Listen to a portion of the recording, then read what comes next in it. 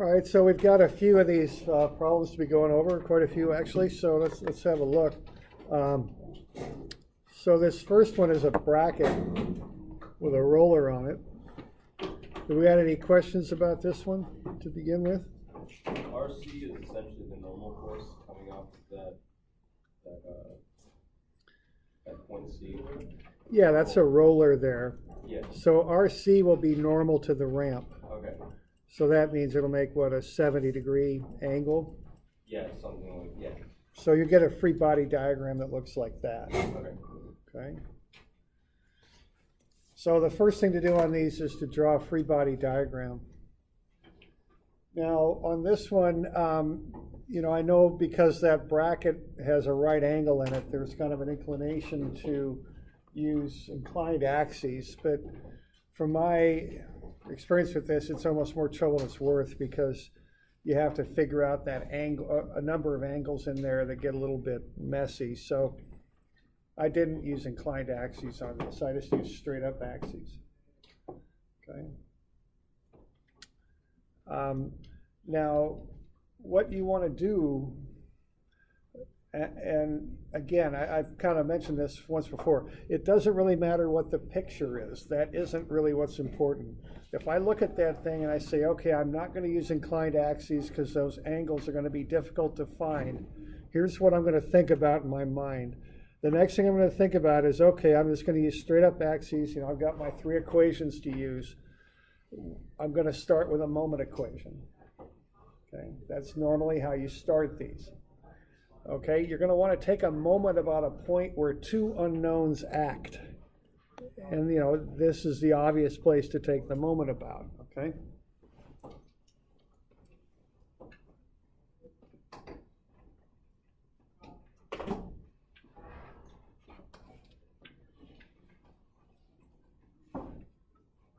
Any questions on that?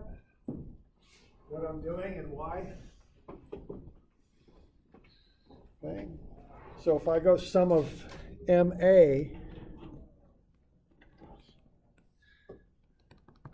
what I can do, I can solve for RC. And then I can go sum of fx equals 0 and sum of fy equals 0 to finish the problem. Okay, that's how I would approach that. Okay. All right, now once I make the decision to start with a moment about A, what I'm going to do then is I'm going to dimension the forces from A. So those red dots are where the forces are, the dots I just drew. That one at C and this other one at B. I got to dimension those from A. Now the deal is I'm going to take those forces, the force applied at B and the reaction at C, I'm going to break them into X and Y components. And what I'm going to do then, I'm going to combine those with X and Y moment arms. Okay, so a Y force goes with an X moment arm and an X force goes with a Y moment arm. So what I'm going to want are X and Y dimensions to each of those points that I can combine with the X and Y components of the forces. That's generally how you do these problems. So if you don't know any better, if you don't have some other brilliant idea that'll make it a lot easier, that's what you do. You break everything down into X's and Y's, dimensions and forces. Okay, that's the deal with this stuff, okay? That's how you do it. And so always be thinking in these terms, okay? So what I'm going to do next is I'm going to do some trigonometry on the armatures. So I'm going to go from A to B, and then I'm going to go from B to C, and I'm just going to make those, I don't know, I'm going to call them hypotenuses. If I was really smart, I'd probably call them hypotenusae, but that just sounds stupid, so I'm not going to do that. Okay, so hypotenuses, all right. I'm going to get those, okay? So I've got this right triangle there, and I got that right triangle there. I'm just going to use the angle and the hypotenuses there and break up those lines into X and Y components. All right, so it's just a bit of trig, that's all it is. Okay. So notice, I do this all at once. So I'm going to take those armature angles times, take cosine and sine of the armature angles, The first one is 53.13, that's from A to B, and the next one from B to C is 36.87, and I'm going to multiply those by the armature lengths, which are the hypotenuses of the triangles.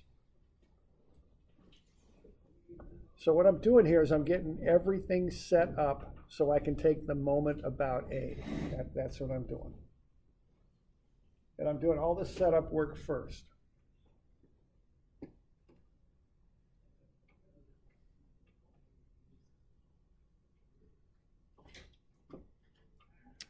So I just run right down through that trig. And I'm just basically pushing buttons on a calculator to get those figured out. Now what I've got there is I've got angles with the horizontal.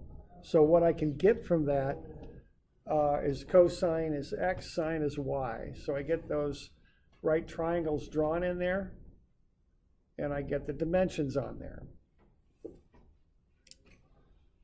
Okay. So 9 and 12 and 16 and 12.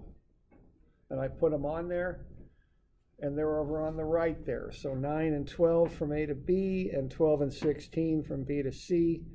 Now I have the dimension now from A to B, and I can get it from B to C now just by doing a bit of arithmetic. 16 minus the 9 gets me 7, right there.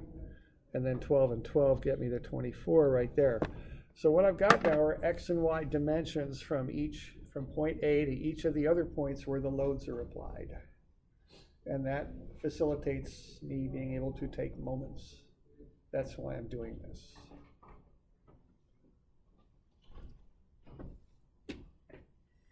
We good? And once I've got that, I take moments. And this is the standard drill on these 2D problems. This is basically that what I just described is how you generally approach a 2D problem. Now, of course, there's always little tricks and little things that come up, and et cetera, but that's basically the big steps on getting them set up. Then I'll take moments about A. So cosine 3140 is the x component of this force.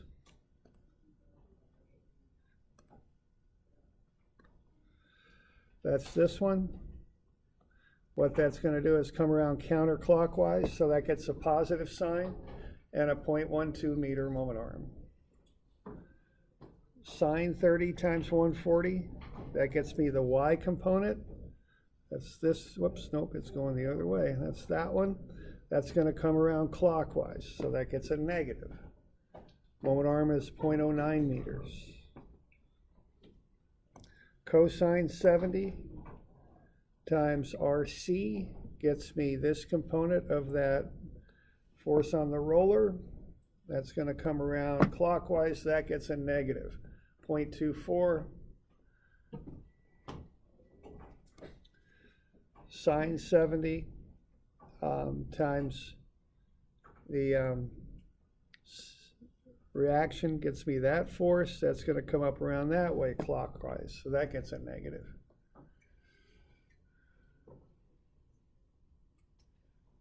Okay. Collect terms, bring the RCs over. They become positive when I bring them over. So 0.148 RC is 8.25. Divide out the coefficient there and I get RC. Okay, so that's the first step. And I'm getting all those dimensions lined out because when I try and figure those out, then go back into my moment equation and go back out and figure out another dimension and go back into my moment equation, what happens is I screw up, okay? And as I've mentioned, when you screw up, you get little red marks on your paper. And 10 years from now, when you screw up, you're going to have a contractor about 3 inches away from your face informing you, as in the polite language the contractors invariably use, that you have screwed up, okay? And that doesn't feel real good, okay? So I'm just trying to save you some pain by getting you, nice and systematic, just walk through it. Even when the pressure's on and you're busy, still walk through it because you save time by doing that. More disciplined you can get on that, the better off you are over the long haul, believe me, okay?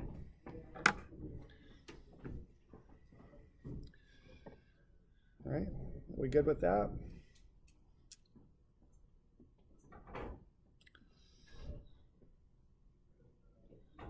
All right, So that's how I would approach that. I'm going to get RC. Now I'm doing that one moment equation, and see that's, it's fairly involved. I got 4 terms. I got directions, I got some trig functions in there and all that. So for the other 2 things, I'm just going to do force equations. They're easier. Screw up a lot less on them. They're simpler. Everything's simpler about them. So I'll go RAX plus cosine 30, 140 minus cosine 70, 55.8. So RAX, I get a negative answer for that. That means that it doesn't act to the right as I assumed, it acts to the left. When you push that bracket down on the ramp pushes the bracket, well, let's see, to the left, but you've also got that force in the corner that's bigger. Well, let's see, what's going on here? We end up with a force to the left. So that means that force at B is large, and that force to the right there has to be counteracted at A to the left. Okay, but the deal is I assume to the right with RAX, so I've got it as a positive on the top. When I find it, it's negative. That means my assumption was wrong. It doesn't act to the right, it acts to the left.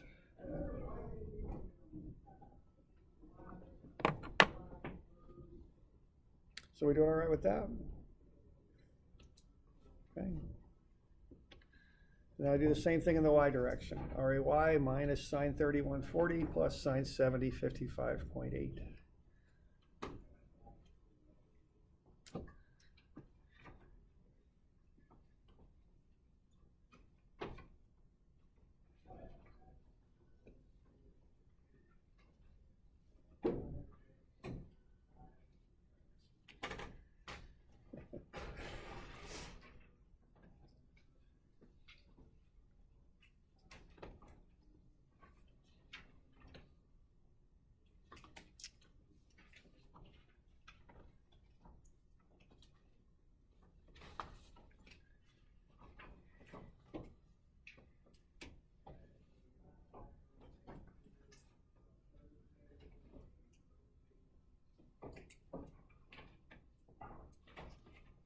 We doing okay with that? Questions? We good? Okay. All right, so that's the drill on those. That's how you do those. So get that figured out, okay? And as fate would have it, you have a chance to figure that out on on number 272. It's the same sort of problem. You can just do the same sort of thing on it, okay? So if there's specific questions on this one, I'll take them, but if they aren't, I'll just let you do that one so you get some practice on it. Okay. Any specific questions on this one? Yeah. You also asked for the magnitude of the force in pin A, which would then be our square root of the RX and RY. Right, yeah. I asked for the magnitude of the force at A. It's just theorem of Pythagoras, because you'll solve for an X and a Y component. Yeah. Which. You assume that X and Y direction can solve for. Yeah, so just, square root of some of the squares is what I'm looking for in that, okay. All right. Although actually, depending on the pin connections, that can get a little bit more complicated, but we'll just leave it at that, just square root of some of the squares. Okay, we good? Okay, all right. Other questions? Okay, now what's the moment arm on that couple? Just a hint, that's a trick question. What's the moment arm on the couple? There is no moment arm on a couple, right? You just add it into the moment equation, okay? So even though I give you its location, it's irrelevant. It doesn't matter where that couple is. If it's on the bracket, you just add it in, okay? And you don't include it in the force equation at all. It's just a pure twist, all right? Okay, good with that? Good, okay.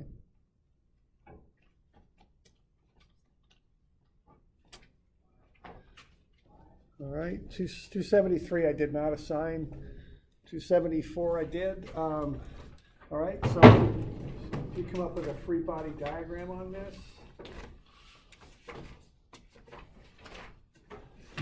And, often it's a good idea to come up with your free body diagram before you kind of decide on an approach. So this thing, what do we got? We've got the normal forces on the wheels. So they're normal to the ramp. There's a frictional force acting like that, and then there's the weight. okay? Now that's a 26-degree angle, so I think what you could do is you could put that 26-degree angle right there and get an angle with that inclined line between that and the weight. The weight is 2,300 newtons, okay? Like so. Now, when I see that, I'm looking at these reactions, and I'm looking at the friction, and I'm seeing how they're all oriented to the ramp. I've only got one force that isn't, and that's the weight. So I think on this one, it's very much in your interest to create an axis system like that. Just works a lot easier. It'll get a lot trickier if you don't. Okay? Now, when you have that weight, see, I know that angle in there will equal the ramp angle. It's going to be 26 degrees, but that is an angle with the y prime axis. So just watch your trig a little bit. When you've got an angle with the y prime axis, the cosine is the y prime component, and the sine is now the x prime component. That gets switched from what you might usually be used to. So just realize that, okay? So you can do that and get everything squared up.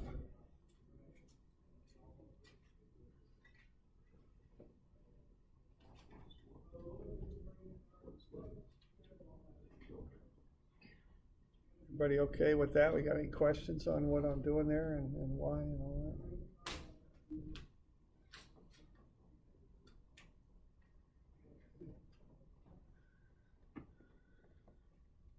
Would you find a moment about what the weight is there? Yeah, exactly. That'd be the thing to do, because you've got three unknowns: force of friction, RA, RB. What you want to do is take a moment about a point where two of the unknowns intersect, which I think would be right there at the bottom of the wheel, either A or B. So I would just start by going sum of MA equals 0 equals, okay, and off you go. And that will be a lot like that one problem. I think we had a wrench or something where you did a moment. It was quite a while back, but you know, at an inclined axis. So it's a good little trick to use sometimes, you know. So you're just going to have RB and the weight, and that's going to be it. There'll be two components of the weight.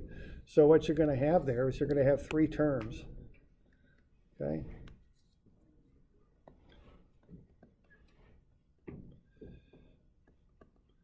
And I guess you'll have some trig in there too, but we won't worry so much about that. And then, so something like that, right? Everything plugged in there, and you should be able to solve for RB, and then sum of fx prime and sum of fy prime will get it for you after that.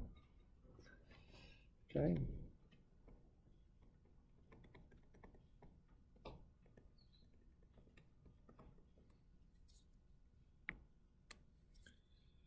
We got any questions on that?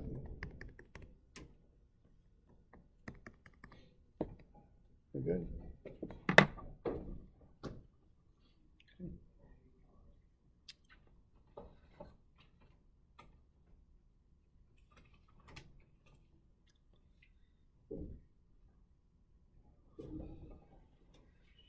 Okay, now this one really depends on getting a good free body diagram. So this is a dam here, and this is really how you would analyze this. You're going to have a water load. Now the water load starts at 0 up at the surface of the water, then it increases in a linear fashion as you get deeper. And I've already got that broken down into newtons per linear meter there. So that's going from 0 to 200 or 2400, okay? So that you're going to want to get that resolved to a single force, pushing like that, and then you're going to, okay? Now what's going to happen is that's going to take the dam there and rock it back is what it's going to do. What dams have is something called a cutoff wall underneath them that kind of sticks down a ways. the purpose of the cutoff wall is keeping the water pressure from pushing water under the dam and piping out the soil. So they'll dig a trench there and put a concrete cutoff wall down, is what they're going to do. And quite often you assume that on account of that, and for other reasons too, that the dam rotates about this point here, okay? So as it does that, this end here will try and go down as the thing starts to rotate. And, you know, assuming that it holds together and keeps its, I guess you'd call it structural integrity there. What you would assume then is this side will go down like that. You know, that side will kind of rock over. And I'm greatly exaggerating, of course, what that would look like. But as this thing pushes down on the soil, it's going to push harder and try and move farther at C than it will at B. It'll kind of rotate about B. So the soil will push back more at C than it, and not push back much at all at B. Okay? So what you'll come up with then is that you'll have a triangular soil load that's pushing back. That's a common assumption on these. You might actually even have a trapezoidal soil load, but let's keep it under control. So we'll just go, we'll just make it triangular, okay? So we've got the weight of the dam floor is 9,500. And then we got the wall, and that's 17,000, okay? And we got this pushing back, and we don't really know the magnitudes of these, okay? So they're going to do that. I'm just getting a free body diagram going here. So we're going to have a force like that. I guess we call that RBX. Assume the dam rotates about point B, and the soil reaction. Find the value of the distributed load at C in newtons per meter, okay? All right, is that, I guess we're getting a pretty fair diagram here. Can't remember if I assumed load up would be, let's see, I think I did. Yeah, we're going to assume a load up at B also, so an RBY right here. All right. Now, in addition to this, we're going to have this resultant there pushing up, okay, like that. So what I'm doing, I'm just kind of scratching out a free body diagram there for you, okay? So we've got those downward loads, the weight of the wall and the floor of the dam. We've got the water load, which you're going to have to resolve into a point load. Now that'll act through the centroid of that triangle, won't it? Right through there. So how high is the centroid of that triangle?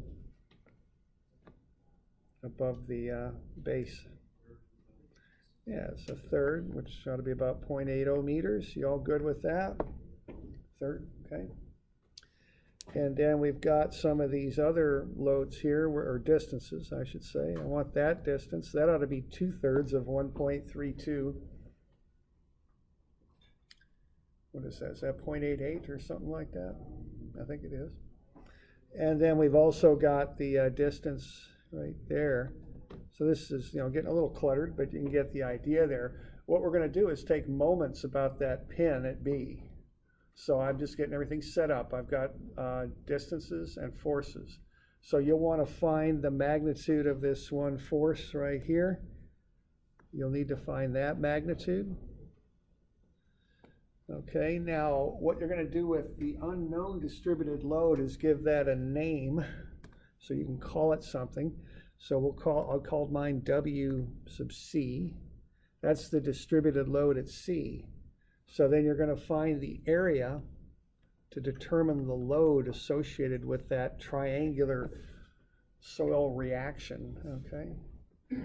So you've just got the value at the end. So what, WC, and then the base is what, 1.32, something like that. So that will get you the value of the load here, pushing up. So that will be an unknown expressed as a function of WC. Okay.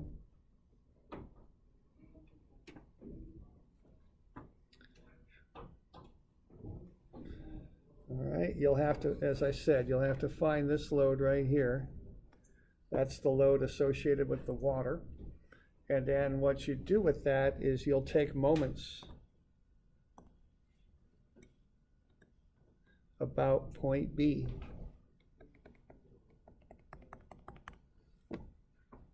Okay. And what I get for that is, kind of depends on how you express it. The soil reaction total, so the total soil reaction when I did that,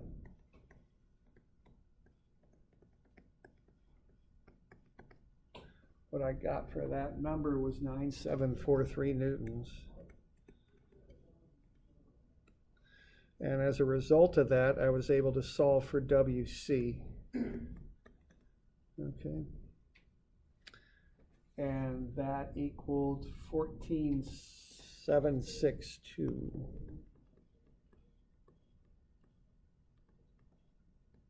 Okay. So the total soil reaction is equal to the area, this number right here, see? So then you can solve for WC, is what you can do.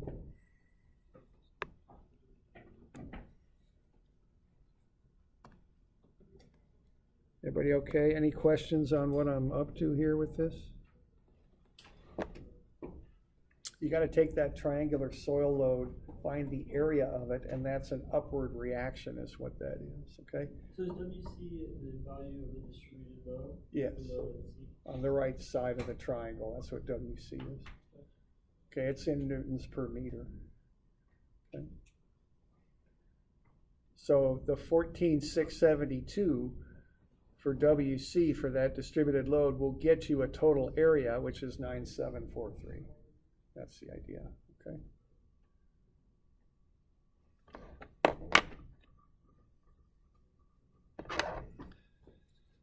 And then kind of proceeding from there, what you'll do is go sum of fx and sum of fy and get the other two.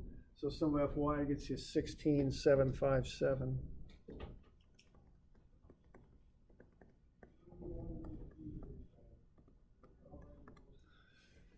And that's RBY. And then sum of fx. That'll get you RBX, and that is 2880.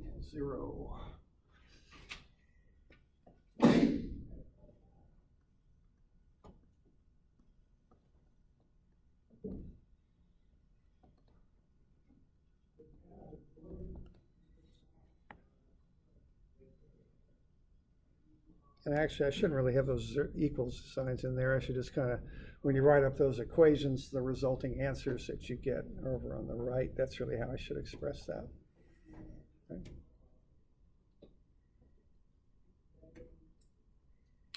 Okay, and again, notice once you get through those triangular loads, you're getting down to that same sort of solution process. You're taking a moment about a point where two unknowns intersect, and then once you got that, you're doing two force equations. You know, it's just a very common way of solving this stuff out. Okay.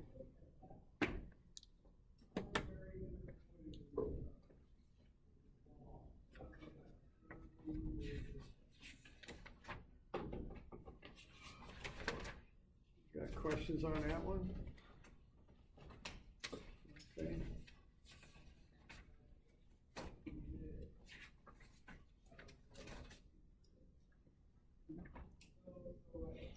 Good.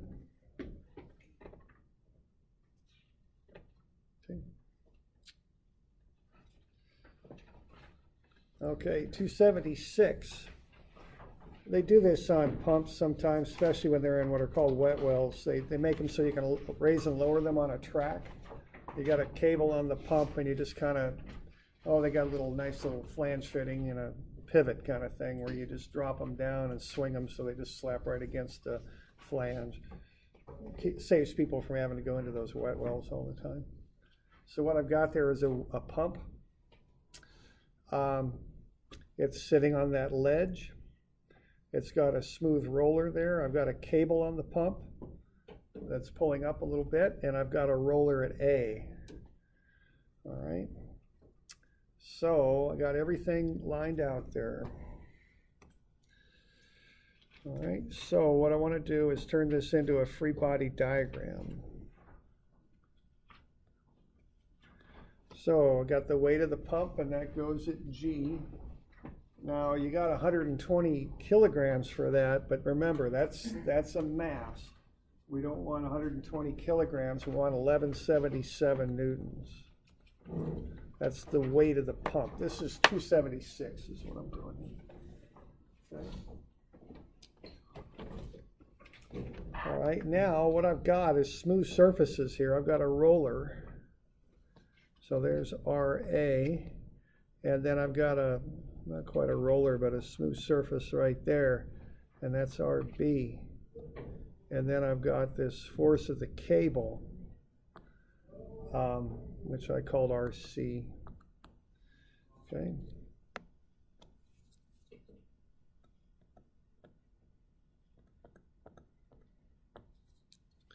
So that's what I've got.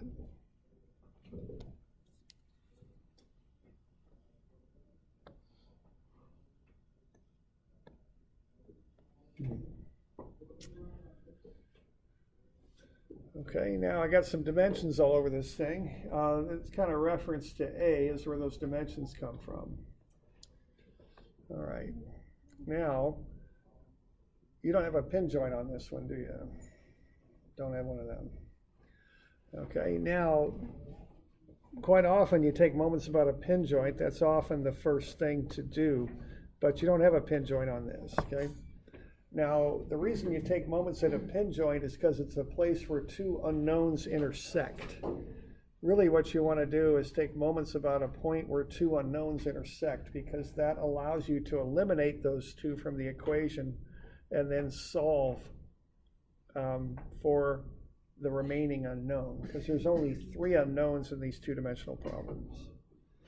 So what you want to do on this is figure out a place where two unknowns intersect. We got any great ideas on how to do that?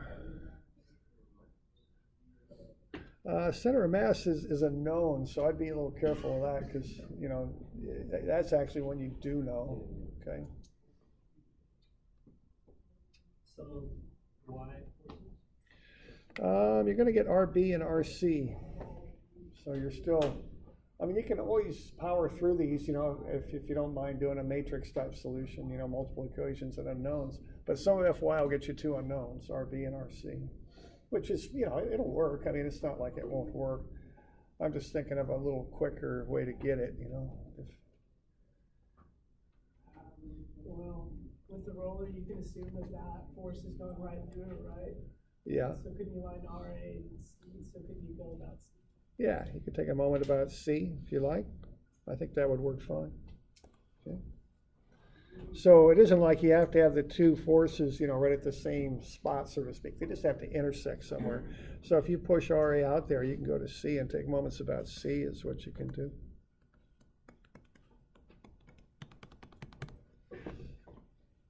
All right. And what you can do then is solve for RB. All right.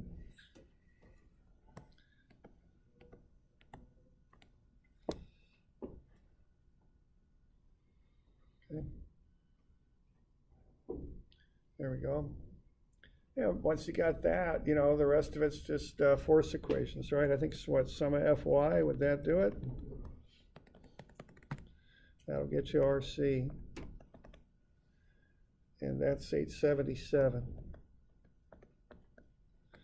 And then sum of Fx to finish it. 300 for RA.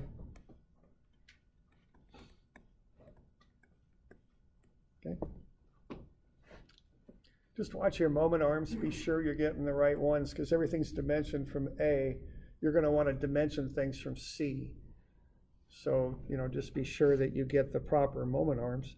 They'll just be pretty much just two of them, won't they, for that equation. So what you're going to want will be this moment arm right there, and then that moment arm right there. So you want to get 2 of those moment arms for taking moments about C.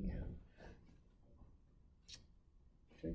One to horizontally to G, and the other one horizontally to B.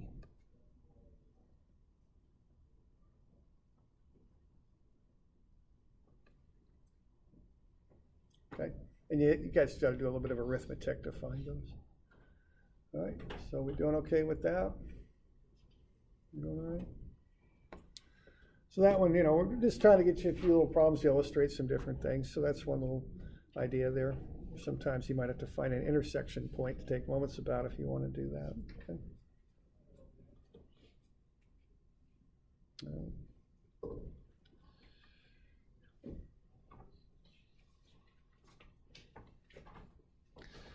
All right, this one is, we've got this thing seized up. We've got a couple applied at A. We've got a link from C to E. This is 277 here. Yeah, I thought I assigned 277. It's in 281. Yeah, it did. Let's see. I think I'm in Moodle already. Why don't we start there? Am I in Moodle?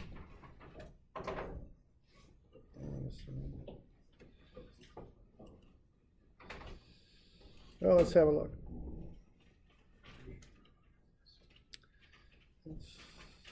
Destination, graduation, evaluations. Where am I here? I guess we'll go back here.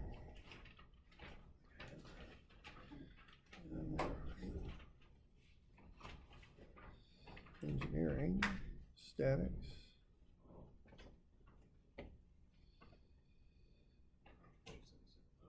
Yeah, I got it there.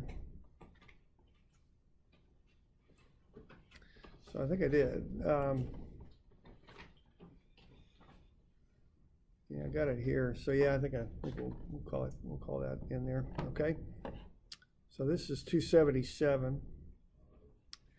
All right. Now this is a similar type thing to some of the others that we've done. Now what you've got there basically is a linkage. Now remember that the forces on linkages follow one pin to the other. Okay, that's what linkages do. So if you've got this couple spinning this thing clockwise, my guess is that force on the linkage will go up left. Okay, like so. So that'll be, I think I called it RC maybe.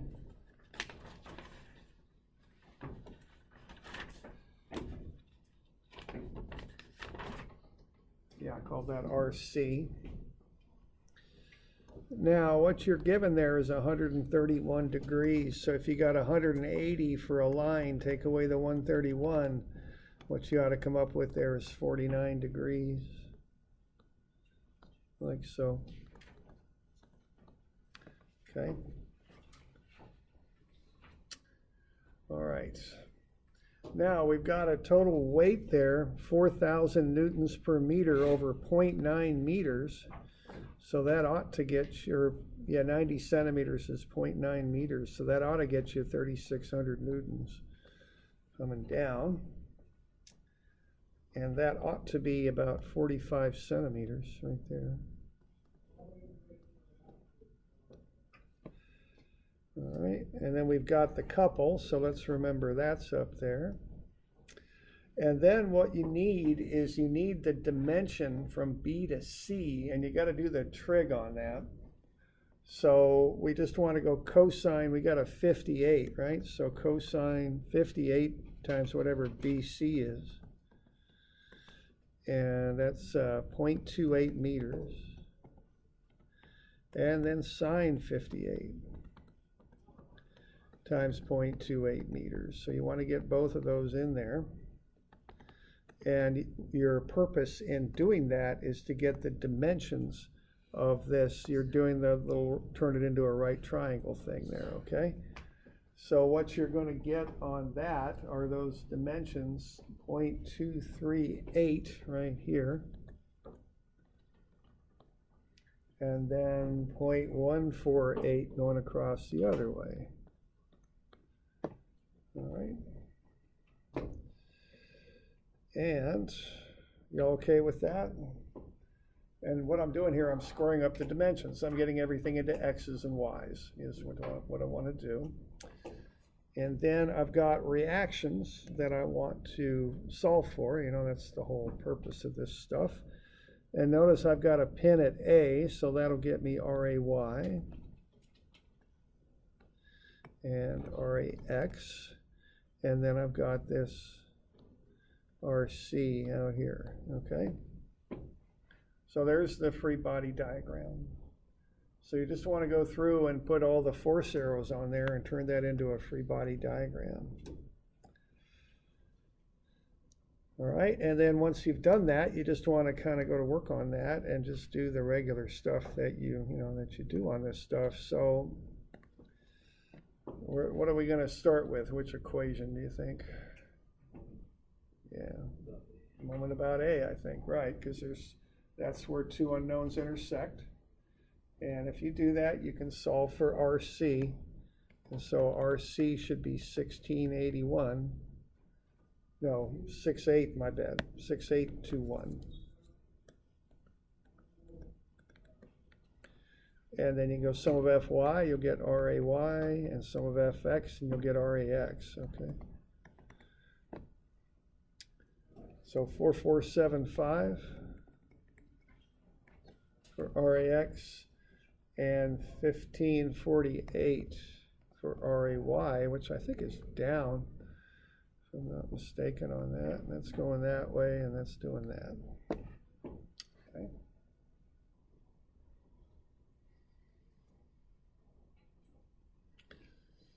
All right. So once again, we see that general overall pattern. You know, get a free body diagram drawn, get the dimensions broken into X and Y components. Take a moment about the place where two unknowns intersect. Okay. That's the approach on that.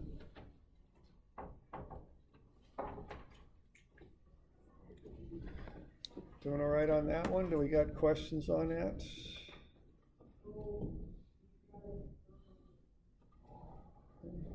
Okay.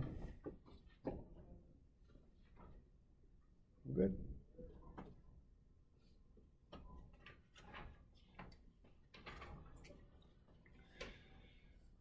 All right, then we got that first 3D problem too.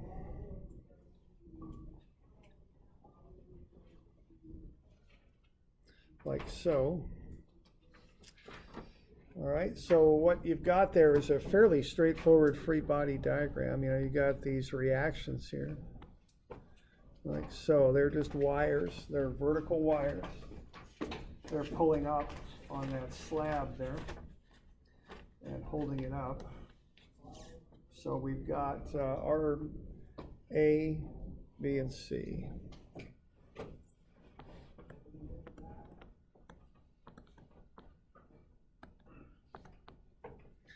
All right, now what you would do with this is, what I would do with this anyway, if I were doing it, and obviously I guess I did do it once, I would just look down that axis right there.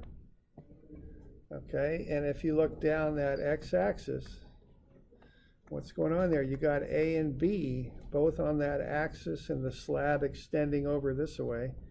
You're going to have the weight going down, and then you're going to have RC going up.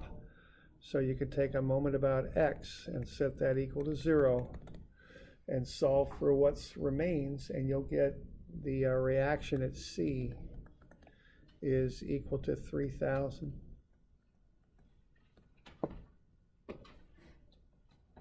Okay. So that'll get you RC. Okay, and that's how I would start that. I'll probably let you finish that one off, but that's how I would start that. You got a question there? The answers say F, A, B, and B. Yeah, so just use the first letter. Yeah, I just use F for whatever reason. They're reactions. they're forces, you know, whatever. I just, for some reason, I used F for the forces and then both letters in the cable instead of just calling them RA, RB, and RC. All right, now you could do this with crosses if you want. If I were going to use a cross product on this, I would probably start at A and just cross, do a big cross product using A as my origin. Okay.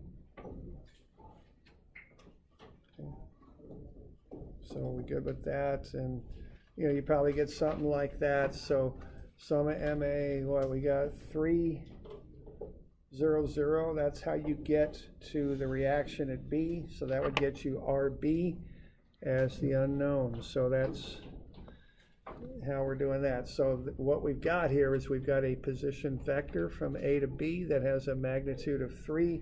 That's in the X direction. So that vector is 3, 0, 0. And then 0, 0, and then RB is a K vector. So that's RB.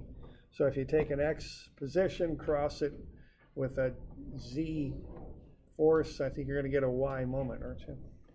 Okay. And then you do the same thing for that force at C, and then you've also got to include the weight with a vector also. So this is how you could do it with cross products. You could do it either way. Really doesn't matter. Either way's fine.